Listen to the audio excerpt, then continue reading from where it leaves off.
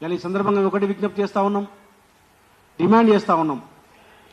కామారెడ్డి డిక్లరేషన్లో భాగంగా అధికారంలోకి రావడానికి ఆ రోజు పిసిసి అధ్యక్షుడిగా రేవంత్ రెడ్డి గారు బీసీ డిక్లరేషన్, కామారెడ్డి డిక్లరేషన్ ఇవ్వడం జరిగింది. మన అధికారంలోకి వచ్చిన తర్వాత మీనమేషాలు లెక్క పెడుతూ అనేక రకాలుగా లీగల్ ఇష్యూలోకి ఈ సబ్జెక్టు నెట్టడం జరిగింది. మేమందరము ఇదే సమాజం కూడా సాక్షిగా అనేక కార్యక్రమాలు చేసి మీరు కులగణన చేయాల్సిందే, 42% రిజర్వేషన్ ఇవ్వాల్సిందే అని చెప్పేసి ఉద్యమాలు చేస్తే ఆ రోజు ముందుకొచ్చి మరి కనీసం భూసాని కమిషన్ కూడా వేయకపోతే హైకోర్టు నుంచి మొట్టికాయలు వేసి హైకోర్టు నుంచి భూసాని కమిషన్ వేసుకోవడం జరిగింది, బీసీ కమిషన్.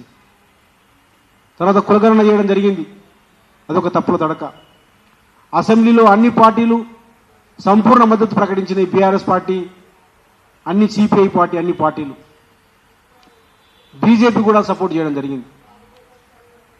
మరి దాన్ని రాష్ట్రపతికి, గవర్నర్కు డైరెక్ట్గా పంపకుండా రాష్ట్రపతికి పంపి రాష్ట్రపతి దగ్గర పెండింగ్ ఉండగానే ఆగమేఘాల మీద ఆర్డినెన్స్ తీసుకొచ్చి ఆ గవర్నర్ దగ్గర ఆర్డినెన్స్ పెండింగ్ ఉండగానే మళ్ళీ 9th జీవో తీసుకొచ్చి నోటిఫికేషన్ ఇచ్చి తద్వారా హైకోర్టులో వీగిపోయేటట్లు, చివరికి సుప్రీంకోర్టులో కూడా హైకోర్టు ఇచ్చినటువంటి జడ్జిమెంట్ని మీరు అక్కడే తెలుసుకోండి, మేము ఎటువంటి స్టే ఇవ్వమని చెప్పేసి సుప్రీంకోర్టు కూడా మరి మొట్టికాయలేసిన పరిస్థితి. దీని అంతటికి కారణం రేవంత్ రెడ్డి గారు, కాంగ్రెస్ పార్టీ యొక్క అసమర్థత, అపరిపక్వత. కావాలని చెప్పేసి దీన్ని లీగల్ ఇష్యూలోకి నెట్టి కాకుండా చేసింది. అట్లాగే ఈ సమస్య పరిష్కరించాల్సిన శక్తి ఉన్నటువంటి, ఈ దేశంలోనే అత్యంత బలమైన నాయకుడిగా, మూడోసారి ప్రధానమంత్రి ఉన్నటువంటి, ముచ్చటగా మూడోసారి ప్రధానమంత్రి అయినటువంటి నరేంద్ర మోడీ గారు బీసీనని చెప్పుకుంటాడు, హిందూనని చెప్పుకుంటాడు. ఆర్టికల్ 370 లాంటి దాన్ని ఒక కలంపటితో తీసేసిండు, త్రిపుల్ తలాక్ను తీసేసిండు. అట్లాంటి సందర్భంలో ఇలా బలమైన నాయకుడు ఉన్నాడు. ఒక రాజ్యాంగ సవరణ చేయడం ద్వారా పూర్తి మెజారిటీ ఉన్నది. ఒక రాజ్యాంగ సవరణ చేసి ఆర్టికల్ 15 క్లాస్ 7 ద్వారా, ఆర్టికల్ 16 క్లాస్ 7 ద్వారా ఎస్సీ ఎస్టీ సోదరులకి విద్యా ఉద్యోగ రంగాల్లో, రాజకీయ రంగాల్లో జనదామస ప్రకారం ఏ రకంగా ఆర్టికల్ 15, ఆర్టికల్ 16 ద్వారా రాజ్యాంగ రక్షణలు బాబాసాహెబ్ అంబేద్కర్ కల్పించిండో అదే పద్ధతిలో ఆర్టికల్ 15 క్లాస్ 6, ఆర్టికల్ 16 క్లాస్ 6 ద్వారా విద్యా ఉద్యోగ రాజకీయ రంగాల్లో బీసీలకు జనదామాస ప్రకారం రిజర్వేషన్ ఇస్తామని ఒక రాజ్యాంగ సవరణ తీసుకొస్తే ఈ సమస్య పరిష్కారం అవుతుంది. హామీ ఇచ్చినటువంటి కాంగ్రెస్ పార్టీ ఇవ్వాల్సినటువంటి శక్తి ఉండి ఒక్క రోజు కనుక ఇండియా ఎన్డీఏ పక్షాలు పార్లమెంటులో పూర్తిగా వాళ్ళు నిర్ణయం తీసుకొని రాజ్యాంగ సవరణ తీసుకొచ్చి మరి ఈ సమస్యని పరిష్కరించాల్సిన వాళ్ళు పరిష్కరించకుండా ఒకళ్ళ మీద ఒకరికి నెట్టేస్తూ ఇలా బంద్లో భాగస్వామ్యమై, బంద్లో మా బీసీలు అందరూ అన్ని పార్టీల వాళ్ళు భాగస్వామ్యమైనరు. కానీ కాంగ్రెస్ పార్టీ నాయకులు, బీజేపీ నాయకులు పోటాపోటీ పడి ఈ బంద్లో పాల్గొంటే మా పాపాలన్నీ పోతాయని చెప్పేసి, మాకు పాప పరిష్కారం జరుగుతుందని చెప్పేసి, మేము పవిత్రమవుతామని చెప్పేసి వాళ్ళు భ్రమపడి ఇలా బంద్లో పోటాపోటీగా మద్దతు ఇవ్వడం జరిగింది. సంతోషమే, మద్దతు ఇచ్చారు. కానీ బాధ్యత కూడా మీకున్నది. మద్దతు ఇచ్చి తాంబూలం ఇచ్చాము, తన్నుకు సావండి అన్న పద్ధతిలో నోటితో మాట్లాడి రుసులతో వెక్కిరిస్తే ఇలా బీసీ సమాజము చూడడానికి సిద్ధంగా లేదు, వినడానికి సిద్ధంగా లేదు, మీ మాటలను నమ్మడానికి సిద్ధంగా లేదు. ఇలా బీసీలందరూ కూడా చైతన్యమైనరు. ఇలా కేవలం మేము తూతూ మంత్రంగా ఇలా కుంటి సాకులు చెప్తూ మేము ఇక్కడ బీసీ బంద్లో పాల్గొన్నాము, మద్దతు ఇచ్చినామని చెప్పేసి తప్పించుకుంటే కుదరదు. మీరిద్దరే బాధ్యత వహించాల్సిన అవసరం ఉన్నది. ఇవాళ కాంగ్రెస్ పార్టీ ముఖ్యమంత్రి రేవంత్ రెడ్డి గారు పూర్తి బాధ్యత తీసుకోవాలి. అందులో భాగంగా అనేక సార్లు వారు నరేంద్ర మోడీని కలిసిండ్రు, అనేక ఇష్యూస్లో కలుస్తున్నారు, అనేక సందర్భాల్లో కేంద్ర మంత్రుల్ని కలుస్తున్నారు మన రేవంత్ రెడ్డి గారు. బడే బాయ్ చోటే బాయ్, బడే మియా చోటే మియా లాగా ఇద్దరి యొక్క బాంధవ్యం కొనసాగుతున్నది. ఒక్కరోజున రేవంత్ రెడ్డి గారు ప్రధానమంత్రి దగ్గరికి వెళ్ళి బీసీల అంశం ఎందుకు మాట్లాడలేదని చెప్పేసి ఇలా నేను ప్రశ్నిస్తాను రేవంత్ రెడ్డి ముఖ్యమంత్రి గారిని. ఎందుకు మీ రాహుల్ గాంధీ గారు ఎందుకు నరేంద్ర మోడీని ప్రశ్నించడు రిజర్వేషన్లు ఇవ్వని నేను అడుగుతా ఉన్నాను కాంగ్రెస్ పార్టీ. ఎందుకు ఖార్గే ఏఐసిసి మరి అధ్యక్షుడు ఖర్గే ఎందుకు మాట్లాడదు దీని మీద అని చెప్పేసి నేను మాట్లాడుతూ ఉన్నాను. మా మహేష్ కుమార్ గౌడ్ గారు బ్రహ్మాండంగా మద్దతు ప్రకటిస్తా ఉన్నాడు, సంతోషం. మహేష్ కుమార్ గారు బాధ్యత తీసుకోవాలి. ముఖ్యమంత్రి రేవంత్ రెడ్డి గారు ఎందుకు దీని మీద నరేంద్ర మోడీ దగ్గరికి ఎందుకు అడగట్లేదు? మహేష్ కుమార్ గౌడ్ నేను అడుగుతా ఉన్నాను, మీ ఖర్గే గారు ఎందుకు మాట్లాడలేదు దీని మీద? రాహుల్ గాంధీ గారు ఎందుకు మాట్లాడలేదు? కాంగ్రెస్ పార్టీ యొక్క ద్వంద్వ వైఖరి ఏంది, 2 నాలుకల ధోరణి ఏందని చెప్పేసి ఇలా అడుగుతా ఉన్నాను. ప్రతి సందర్భంలో ఇలా నేను ముఖ్యమంత్రి రేవంత్ రెడ్డిని అడుగుతా ఉన్నాను, మీరెందుకు అఖిలపక్ష ఎంపీలు తీసుకొని అఖిలపక్ష పార్టీలు తీసుకొని మీరు నరేంద్ర మోడీ గారిని ఎందుకు కలవట్లేదు? నరేంద్ర మోడీ గారికి భయపడుతున్నారా? ఏమో ఇద్దరు కూడగలుపుకొని చేస్తున్నారా? ఎందుకు రాష్ట్రపతి దగ్గరికి అఖిలపక్ష పార్టీలు మీరు తీసుకుపోవట్లేదు? కొంతమంది మీ సంఘాలతో మీటింగ్ పెట్టి ధర్నా చేసి ఢిల్లీలో ధర్నా చేసి హంబక్ చేసేసి బీసీలని మోసం చేస్తా అంటే బీసీలు వినరని ఈ సందర్భంగా చెప్తా ఉన్నాను. అట్లాగే నరేంద్ర మోడీ గారు కూడా మరొకసారి చెప్తా ఉన్నాను, ఇలా మీరు బలమైన నాయకుడుగా ఈ దేశంలో ఉన్నారు, బలమైన నాయకుడుగా మీరు ఈ దేశంలో ఉన్నారు. మీరు తలుచుకుంటే బలహీన వర్గాలకి విద్య, ఉద్యోగ, రాజకీయ రంగాల్లో, స్థానిక సంస్థల్లో రిజర్వేషన్లు వస్తాయి. ఒక్క కలంపోటుతోటి, ఒకటే ఒక రాజ్యాంగ సవరణతోటి మీరు ఈడబ్ల్యూఎస్ రిజర్వేషన్ అడగకున్నా అగ్రకుల పేదలు ఏ రోజు కూడా రోడ్ల మీకు రాలేరు. మీరు 10% రిజర్వేషన్ ఇచ్చిండ్రు, మంచిది, సంతోషం.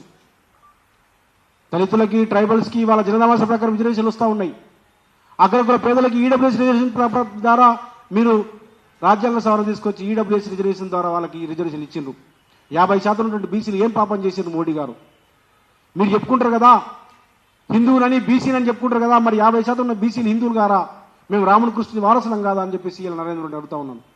అందుకోసమే బీసీ జనసభగా మేము ఒక కార్యాచరణ తీసుకుంటా ఉన్నాము. దీనికి పూర్తి బాధ్యత స్థానిక సంస్థల్లో 42%, విద్యా, ఉద్యోగ రంగాల్లో, రాజకీయ రంగాల్లో శాశ్వతంగా బలహీన వర్గాలకు రిజర్వేషన్ రావడం కోసము మేము అందుకోసం ఈ కార్యాచరణ తీసుకుంటా ఉన్నాము. ఆ కార్యాచరణ ఏంటంటే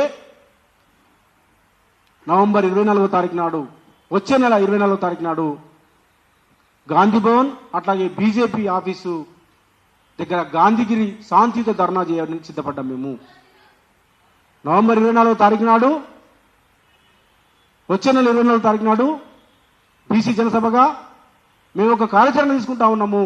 ఎందుకంటే బీజేపీ, కాంగ్రెస్ పార్టీ మీద ఒత్తిడి తీసుకురాకపోతే ఇవాళ ఈ సమస్య పరిష్కారం కాదు. అందరూ సాకారులే, రొయ్యల ముళ్ళు ఏమైనట్లు ఇలా కాంగ్రెస్ బీజేపీలు నాటకం ఆడి తప్పించుకునే కార్యక్రమం చేస్తే ఇది బీసీలకు తీవ్రంగా అన్యాయం జరిగే పరిస్థితి. కాబట్టి ఈ బంద్ సక్సెస్ అయిన తర్వాత ఇలా కాంగ్రెస్ బీజేపీల మీద ఒత్తిడి పెట్టాల్సిన అవసరం ఉందని చెప్పేసి బీసీ సమాజానికి, బీసీ మేధావులకి, అందరికి కూడా, కుల సంఘాలకి, అందరికి, విద్యార్థులకు, యువకులకు అందరికి కూడా మేము విజ్ఞప్తి చేస్తా ఉన్నాం. ఇలా విద్యార్థులందరూ కూడా ముందుకు రావాల్సిన అవసరం ఉన్నది. ఇలా ఉద్యోగాలు వస్తూ ఉన్నాయి. ఇలా తెలంగాణ రాష్ట్రం తీసుకొచ్చుకొని తెలంగాణ వచ్చిన తర్వాత మరి మన నీళ్లు, మన నిధులు, ఉద్యోగాల కోసం ఆ రోజు తెలంగాణ సాధన కోసం ఉద్యమం చేసినాము. ఇలా బీసీ బిడ్డలకి ఉద్యోగాలు రావాల్సిన అవసరం ఉంది, రాజకీయ రంగాల్లో మాకు వాటా రావాల్సిన అవసరం ఉంది. అందుకోసమే బీసీ జనసభగా నేను యువతకు, విద్యార్థులకు నేను విజ్ఞప్తి చేస్తా ఉన్నాను. ఇలా మనకు విద్యా, ఉద్యోగ రంగాల్లో, రాజకీయ రంగాల్లో రిజర్వేషన్ రావాల్సిన అవసరం ఉంది. దానికోసం ఖచ్చితంగా కాంగ్రెస్ పార్టీ, బీజేపీ మీద మనం ఒత్తిడి తీసుకురావాల్సిన అవసరం ఉంది.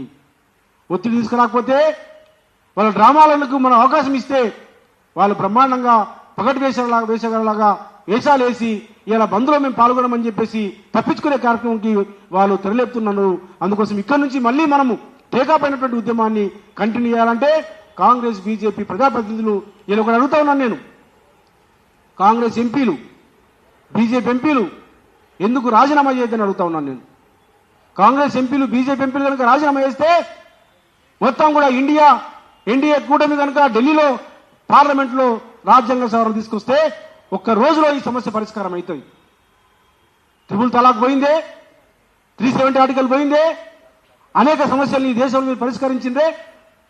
మరి రాహుల్ గాంధీ గారు, నరేంద్ర మోడీ గారు ఎందుకు బీసీల విషయంలో చిత్తశుద్ధి చూపించారని చెప్పేసి మనం విద్యార్థులుగా, యువకులుగా, మేధావులుగా, కుల సంఘాలుగా అన్ని పార్టీలు ఉన్న బిడ్డలందరూ కూడా ఒక్కటే, మనకు ఒకటే లక్ష్యము, ఏకీ రాస్తా ఏంటంటే ఈ కాంగ్రెస్, బీజేపీల యొక్క పార్లమెంటు సభ్యుల మీద మనం ఒత్తిడి తీసుకోవాల్సిన అవసరం ఉంది.